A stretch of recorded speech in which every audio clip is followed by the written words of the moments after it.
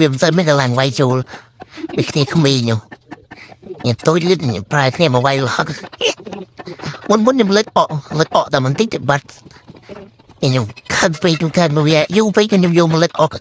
ចូលមកខ្ញុំពុំមកចូលបានតែសើតាំងមកទេប៉ុន្តែវាពិបាកចូលពេកទៅពីញ៉ាត់ឡំចូលហើយយើងវាយអានេះឡំលើរបស់វាឡំជាតិពីកលេយើងវាយ2ឡងកន្លះ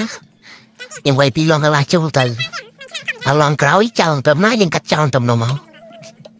បើវាចូលទាំង2ឡងក៏ល្អដែរចូលស្និទ្ធបាន2ឡងក៏វាល្អដែរខ្ញុំវាយចូលដល់2ឡងវាស្មានពីតអមឡងមកតអញពីតលើតិចទួយណាខ្ញុំតាមវាយចូលទៅវានៅស្ទើរបន្តិចតែខ្ញុំវាយថែមចូលកន្លះ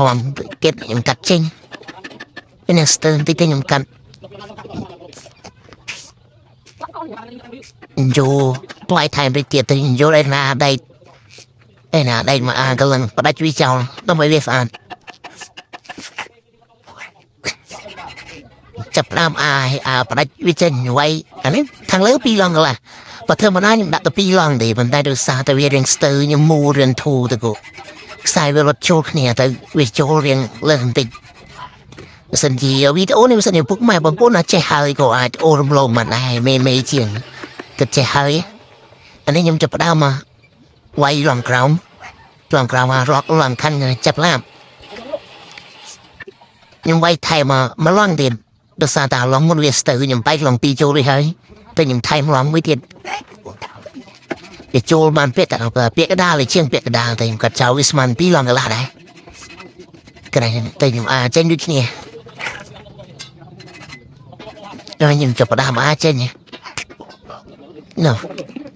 ឥឡូវឃើញរៀងមិនស្អាតដែរបន្ទាប់ពីយើងរងឲ្យរួចរាល់ហើយគឺយើងយកវាទៅសំត្រីឲ្យធូបខ្ញុំអត់មានម៉ាស៊ីនទៅសំត្រីសំអុយទេខ្ញុំប្រើតែម៉ាស៊ីនសាំងតែវារៀងប្រមាថទេបន្តិចប្រហែលបងប្អូនបើយើងមានកន្លែងនេះយើងចាប់ម៉ាស៊ីនស្រូបពីយើងស្រូបសំត្រីវាធូបតែខ្ញុំអត់មានទៅចាំបានខ្ញុំទៅចាប់ដើមខ្ញុំម៉ាត់វាធ្វើពី10ឆ្នាំទេខ្ញុំទៅចាប់ដើមដែរទៅក៏វាយកមានម៉ាស៊ីនសំត្រីសិនជាខ្ញុំអាចនឹងធ្វើទៅលក់បានស្រួយខ្លាំងខ្ញុំធ្វើកន្លែងសំត្រីវាស្រួលគេមានបន្តិចទៀតខ្ញុំយកម៉ាស៊ីនសាំក៏សំត្រីទៅមកទាញបានឆេះអូពុកម៉ែបងប្អូនអស់ដៃអស់ជើងខ្ញុំមាននេះកាន់កាមេរ៉ាឲ្យទៅខ្ញុំថតយកតាកន្លែងពេលសំត្រីនិយាយពេលយើងសំត្រីចាក់ទឹកវាផងពុកម៉ែបងប្អូន